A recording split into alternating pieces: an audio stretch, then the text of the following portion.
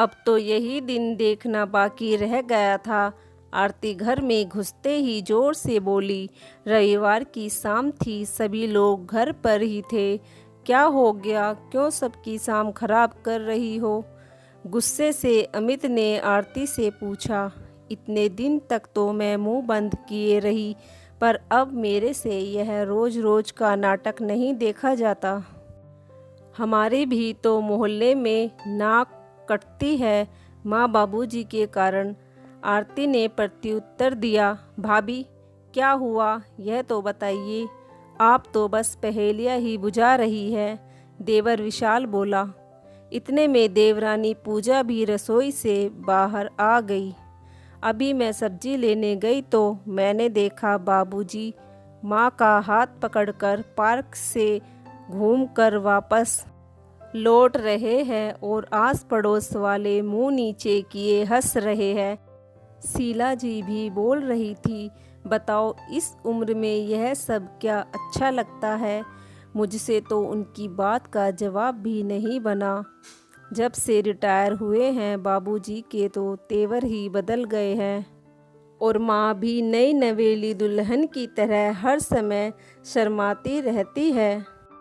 घर में बच्चे हैं, उन पर कितना बुरा असर पड़ता है। आरती ने उत्तर दिया।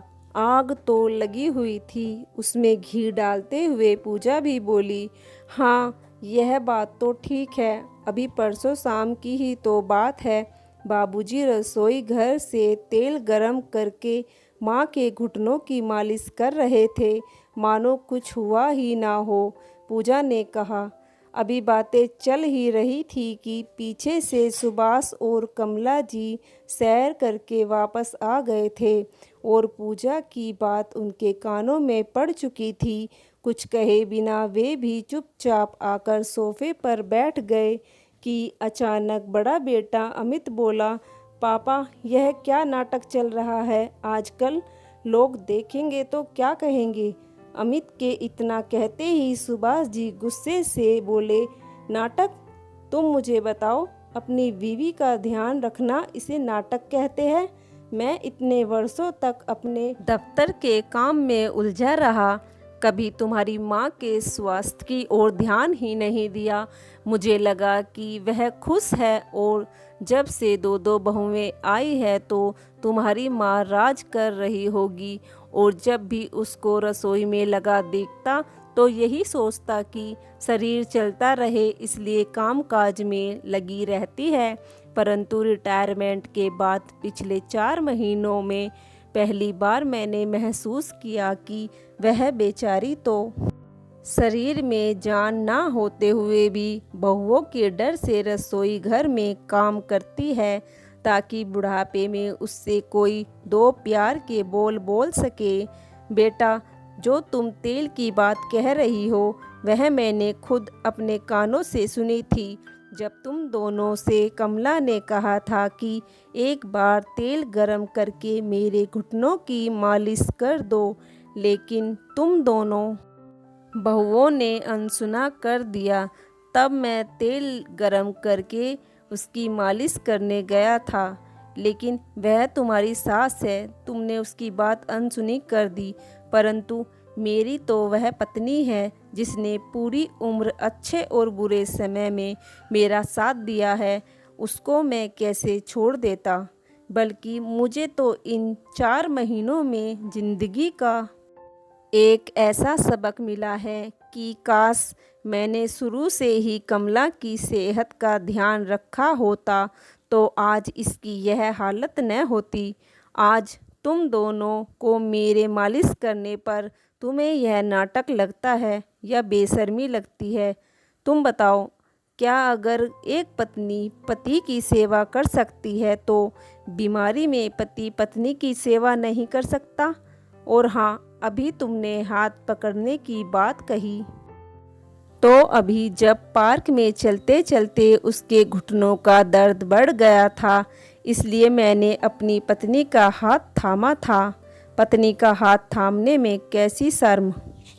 अगर समाज इस बात पर हमारी हंसी मजाक उड़ाता है तो मुझे इस बात पर कोई शर्म नहीं है। यदि तुम लोगों को हमारे साथ रहने में शर्म आती है तो अपना सामान उठाओ और अपना कहीं और इंतजाम कर लो। भगवान की दया से मेरे मरने के बाद भी मेरी पेंशन इतनी आएगी कि तुम्हारी माँ सर उठाकर जी सके। सुभाष जी के कड़वे मगर सच्चे बोल अंदर तक सभी बच्चों को हिला गए। वह लोग जानते थे कि उनके पिता कितने इरादों के पक्के हैं। यदि उन्होंने एक बार ठान लिया तो उनको इस घर में नहीं रहने देंगे। अचानक ही सबके तेवर बदल गए। बहुत देर से चुप खड़ी कमला बोली, अमित और विशाल, मैं तुम्हें आज सिर्फ एक ही सबक देना चाहती हूँ कि पति पत्नी एक ही गाड़ी के दो पहिए होते हैं, परंतु अक्सर पति अपने काम में व्यस्त होने के कारण पत्नियों की ओर ध्यान नहीं दे पाते। मेरा तो यही कहना है कि तुम दोनों भी आरती और पूजा का उसी तरह ध्यान रखना शुरू करो जैसे तुम्हारे पिताजी मेरा रख रहे हैं, ताकि तुम्हारी रिश्तों की मिठास और गहरी हो और तुम लोगों का रिश्ता अटूट हो। हम औरतें पूरी उम्र बस अपने पतियों के प्यार के दो मीठे बोल और साथ बिताते पलों के लिए ही तो तरसती है। कमला जी की बात सुनकर पीछे खड़ी आरती और पूजा के आंखों से आंसू निकल आए। जिस सास और ससुर को हम कोस रहे थे, वही सास अपने बेटे को अपनी बहुओं की सेवा और उनका ध्यान रखने को कह रही थी। दोनों बहुएं झट से अपनी सास के गले लग गई और बोली, माँ जी हमें माफ़ कर दो, हमने आप लोगों का दिल दुखाया। आज हमारी आंखें खुल गई है। सुभाष जी ने चुटकी लेते हुए कहा, अब तुम भी अपना नाटक बंद करो और जाओ, हम दोनों के लिए बढ़िया सी गरम गरम अदरक वाली चाय बनाकर लाओ। मौसम भी तो देखो बरसात का होने ही लगा है।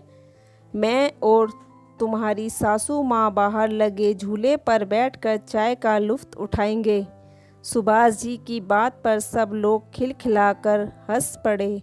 आज सुभाष जी के कठोर मगर सत्य वचन ने घर में सबको लाइन पर ला दिया था। अब दोनों बहुएं भी अपने सास और ससुर की खूब सेवा करने लगी। दोस्तों, आपको अगर यह कहानी अच्छी लगी हो तो प्लीज़ हमारी कहानी को शेयर कीजिएगा और हमारे चैनल को सब्सक्राइब कर लीजिएगा। धन्यवाद।